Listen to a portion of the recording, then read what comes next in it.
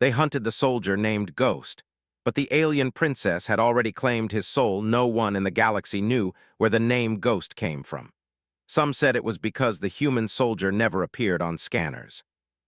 Others said it was because anyone who tracked him lost the trail without knowing how. Among the alien powers, the name became something spoken softly, like a mistake that refused to be corrected. Ghost himself did not care about the name. He never chose it. He only answered to it when necessary. He stood on the outer balcony of a quiet orbital station, looking at a pale blue star that did not belong to any human chart. The station was old, ignored, and officially abandoned. That was why it was safe. Ghost liked places everyone else forgot. Inside the station, lights flickered slowly, powered just enough to keep air and gravity stable. Ghost moved without hurry. He had learned long ago that rushing made patterns, and patterns made him visible. Across the galaxy, however, visibility was exactly what the alien coalitions wanted. In the grand halls of the conquered assembly, dozens of species gathered in layered seats of crystal, metal, and light. Their forms were different, but their concern was the same.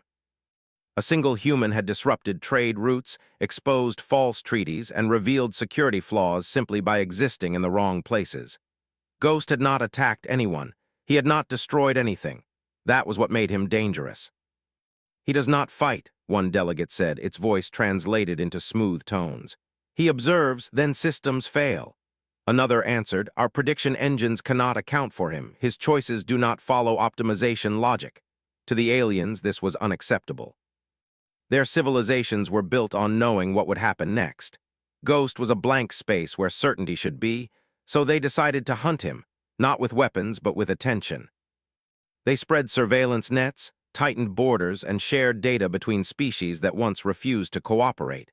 Entire fleets adjusted their routes not to block Ghost, but to narrow his possible paths. The galaxy itself leaned inward, trying to notice him. And slowly, the net began to close. What they did not know was that one among them was watching differently. Princess Celira stood apart from the others, her posture calm, her many-lensed eyes focused not on the threat projections, but on the gaps between them. She was young by her species' standards, yet already known for seeing problems others ignored. She did not ask how Ghost avoided detection. She asked why he never stayed where detection was expected. When she reviewed the data alone, patterns appeared. Not patterns of movement, but patterns of restraint. Ghost avoided places of conflict. He appeared near negotiations, trade exchanges, and cultural borders. He watched, learned, and left small changes behind. Celira realized something unsettling. The human was not hiding from the galaxy. He was listening to it. Against protocol, she removed one layer of security from a minor diplomatic relay under her control. It was not enough to be noticed by alien systems. It was enough for a human to see. Ghost saw it within hours. He did not approach the relay. Instead, he adjusted a nearby civilian transport schedule by less than a second. That change caused a ripple through automated systems, correcting an error Celira had planted years ago and never told anyone about. She stared at the report in silence. He had answered her without words. From then on, their communication continued in quiet ways. A delayed supply order here, a corrected translation error there. No messages, no signals, just choices that showed understanding. For the first time, Celira felt something her tutors never trained her for, curiosity without fear. Meanwhile, the hunt intensified. Alien analysts announced that Ghost was running out of places to go. Every exit he might use was being monitored. Every neutral station catalogued. The conquered declared success inevitable. Ghost knew this too. He stood again on the balcony, watching the pale blue star. He could feel the weight of attention pressing closer. Humans had no sensors for that, but experience worked just as well. He did not plan to run. Instead, he adjusted his route to intersect directly with Princess Celira's territory. The move shocked the hunters. It was too obvious, too clean. They assumed desperation. Celira knew better. When Ghost arrived, he did not sneak in. He followed legal transit. He registered as human. He waited. The court advisors warned her. The assembly demanded explanations. They believed she had trapped him. Ghost was brought before her in a chamber of soft light and open space. No restraints, no guards. That alone confused everyone watching remotely. He stood still, hands relaxed, eyes clear. He looked ordinary. That, more than anything, unsettled them. Celira approached and studied him. She saw no aggression, no fear, only awareness. "You know they are watching," she said through the translator field. "Yes," Ghost replied simply. "You could have avoided this." "Yes, why didn't you?" Ghost paused. He considered his words carefully. "Because running would teach them the wrong lesson." The silence that followed was heavy. Celira felt a strange pull then, like standing at the edge of something vast. She realized that claiming this human as a captured asset would satisfy the assembly. Claiming him as something else would change everything. She turned to the observers and made her decision. "The human known as Ghost," she announced, "is now under my protection and authority." The assembly erupted in signals and protests. The hunt was declared complete. Ghost met her gaze and gave a small nod. Only the two of them understood the truth. The galaxy believed Ghost had been claimed. What it did not yet realize was that he had chosen where to stand. And that choice was already reshaping the future. The announcement spread across the Concord faster than any official signal. The hunt was over. The human called Ghost was no longer unaccounted for. He was now under the authority of Princess Celira, claimed in full view of the galaxy. Most believed the story ended there. They were wrong. Ghost was given living quarters inside the royal station, not a cell, not a lab.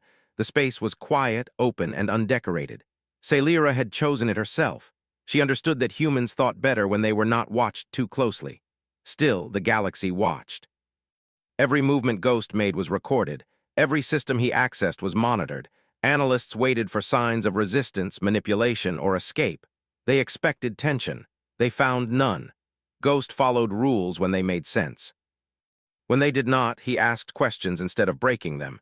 He attended meetings when invited. He declined politely when he was not needed. He spoke little, but when he did, people listened without knowing why.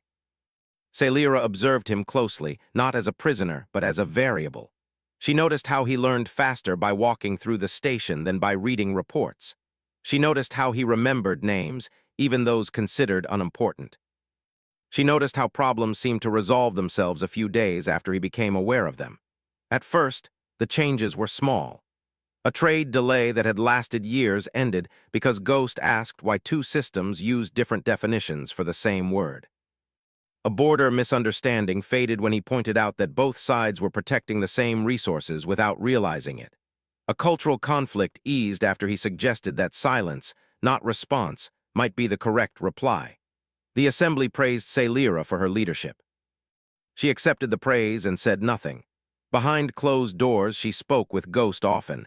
Their conversations were simple. He asked how her people made decisions. She asked how humans handled uncertainty. Neither tried to impress the other. "You are changing things," she said once. Ghost shook his head. "I'm just standing where I can see." That answer stayed with her. Soon other leaders requested Ghost's presence, not officially, quietly. They framed their requests as curiosity, consultation, or courtesy. Ghost agreed when he felt it would help. With each interaction, something subtle spread. Alien systems began to allow more flexibility. Decision models added unknown variables instead of eliminating them. Plans included room for choice. Some species resisted this shift. They preferred certainty. They questioned why a single human was being allowed such influence. Celira listened to their concerns. Then she asked them one question. "If he were dangerous," she said, "would we still be standing?" They had no answer. The hunters, once proud of their near success, grew uneasy. They realized too late that containment had become integration. Ghost was no longer outside the system. He was inside it, and he was not alone. Humans began to arrive soon after, not soldiers, not fleets. Just envoys, engineers, teachers, and observers. They came under agreements shaped by Celira and informed by Ghost. They did not demand change. They adapted, and in doing so, caused change anyway. The galaxy struggled to define what humanity was becoming, not conquerors. Not servants, participants. For Celira, the shift was personal. She felt the weight of choice more clearly now. Before Ghost, her role had been to preserve balance by following precedent. Now, precedent bent under reality. She asked Ghost one final question, one she had avoided for a long time. "Why did you trust me?" Ghost thought carefully before answering. "You didn't try to control the unknown, you listened to it." She understood then why her people felt uneasy around humans. Humans did not promise safety. They promised possibility. Years passed. The legend of Ghost faded. New generations spoke of him as a concept rather than a person. Some believed he was a symbol invented by humans. Others believed he still walked unseen. The truth was simpler. Ghost chose to stay. He no longer needed the name. He worked openly now, quietly guiding, advising, and stepping back when his presence was no longer required. He taught humans when to speak and aliens when to pause. The galaxy did not become perfect, but it became alive. And long after the hunt was forgotten, one truth remained, recorded in no official archive, but understood by all who lived through it. The most powerful thing humanity brought to the stars was not force or technology or ambition. It was the courage to choose a place to stand. And once they did, the universe learned to change around them. Time moved differently once the galaxy accepted change as normal.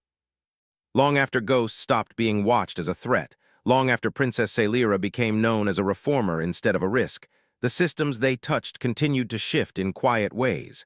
Not loudly, not suddenly, but steadily like a tide that no longer obeyed old maps. Ghost was older now. Humans aged faster than most species, and everyone could see it in the lines around his eyes and the slower pace of his steps. No one treated him differently because of it. In fact, many aliens found comfort in the visible proof that time affected him. It made him real. He no longer lived on the royal station. He chose a small habitat ring near a shared research hub where humans and aliens worked side by side. His room was simple. A window, a chair, a table, and a shelf of physical books that confused visitors. He liked the weight of them. Celira visited less often, not because of distance, but because she trusted the balance they had built. Her responsibilities had grown. The galaxy was larger now in spirit, if not in size. Yet when she did visit, their conversations felt unchanged. On one such visit, she watched Ghost observe a group of young delegates arguing nearby. They came from 3 species and 1 human colony. Their disagreement was calm but unresolved. "You're not going to help them?" Celira asked. Ghost smiled faintly. "Not yet."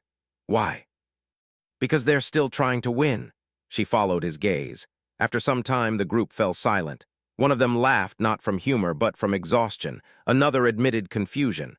Slowly, the argument shifted into questions. Only then did Ghost stand. He approached, listened, asked one simple question, and walked away. The delegates solved the issue themselves. Celira felt the familiar, quiet awe. "You never tell them what to do." "I don't know what they should do," Ghost said. "I just help them see what they're doing." This way of thinking had spread far beyond him. Entire civilizations had adjusted how they taught their young. Instead of perfect answers, they encouraged better questions. Instead of fixed roles, they allowed movement. It was uncomfortable at first. Then it became necessary. Not everyone welcomed this. A distant alliance of older powers, untouched by Ghost's early influence, began to struggle. Their systems were rigid, their predictions precise but fragile. When unexpected events occurred, they froze. They asked the conquered for help. The conquered sent humans, not as saviors, as collaborators. Ghost did not go with them. He stayed behind, watching from afar. His work was no longer in the front. Some asked if he felt replaced. He answered honestly, "I feel successful." Celira understood that answer more deeply than anyone else. One day, she came to him with concern in her voice, something he had not heard in years. "Some fear the galaxy depends too much on humans," she said. "They worry that if humans leave, everything will fall apart." Ghost nodded. "That's a fair worry. Then why don't you stop this influence?" "Because influence isn't ownership," he said. "If they've learned, they won't forget." She was quiet for a long time. Then she asked, "And if they haven't?" "Then they'll ask again," Ghost replied. "That's growth too."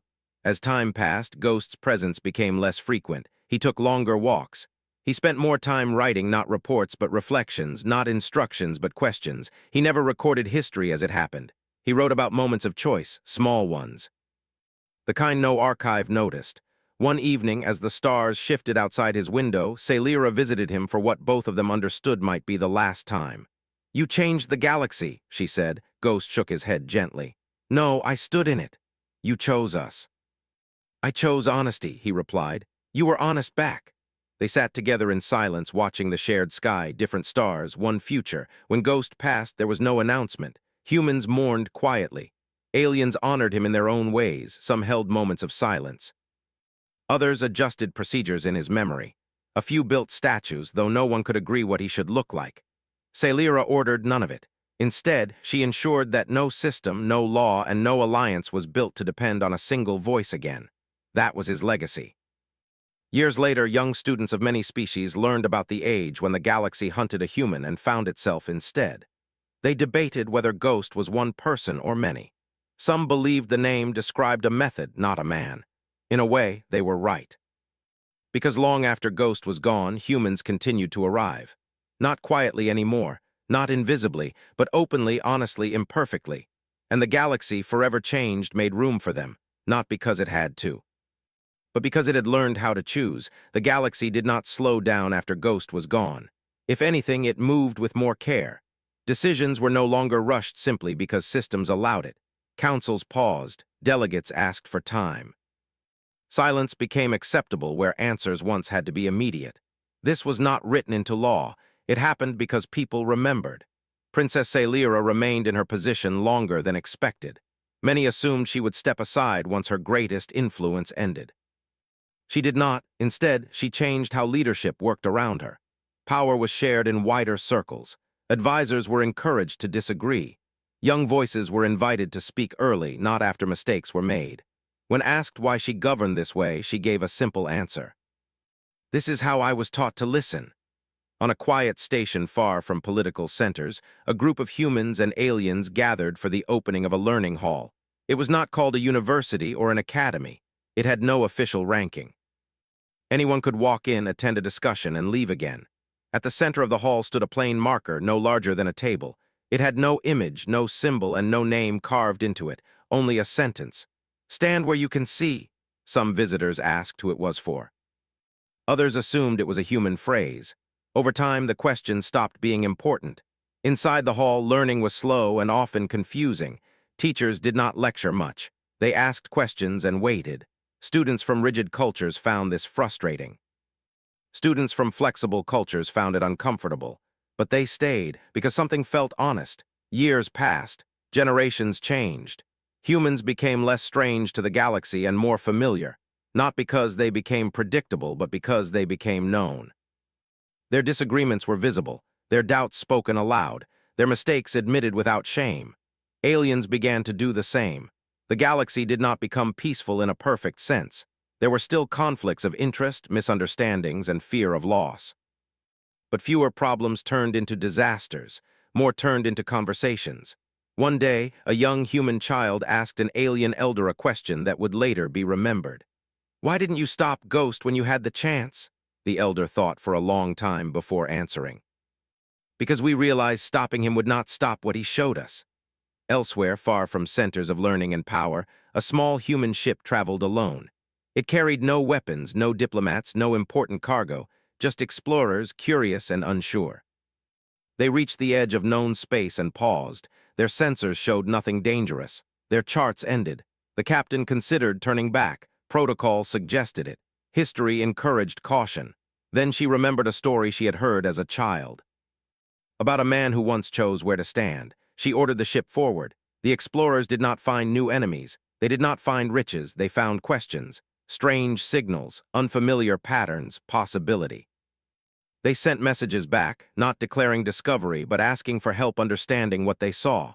The response was immediate, not from fleets or authorities, but from scholars, engineers, and thinkers across species. The galaxy leaned forward together. Far away, Princess Celira watched these developments with quiet pride. She was older now, her movements slower, her time more limited. Yet her mind remained clear. She often wondered what Ghost would think of the galaxy now. She suspected he would say very little. On one of her final public appearances, she spoke not of policy or history, but of choice. "We once believed control was strength," she told the assembly. "Then we learned that understanding lasts longer." No one argued. After her passing, the galaxy mourned her openly. Not with fear of instability, but with confidence that the system she helped shape would continue. And they did. The name Ghost became less about a person and more about a way of being, to observe before acting, to listen before deciding, to accept that not all answers are known at once. Some humans resisted this idea. They argued that humanity should push harder, lead faster, claim more space. Other humans disagreed. The debates were loud. They were messy. They were public.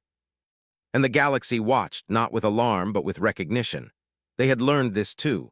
Long after the first hunt faded into legend, a record was uncovered in an old data archive. It contained a simple log entry from an abandoned station. No context, no explanation, just a note. Visibility achieved, not through absence but through trust. Historians argued over its meaning. Some believed Ghost wrote it. Others believed it was symbolic. In the end, it did not matter, because the galaxy no longer needed to know who Ghost was. It knew what he had shown them. That being seen was not the same as being controlled. That influence did not require dominance. That standing still in the right place could change everything. And so the galaxy continued, imperfect, thoughtful, and alive. Not because a human once walked among the stars unseen, but because, when he was finally seen, he chose to stay.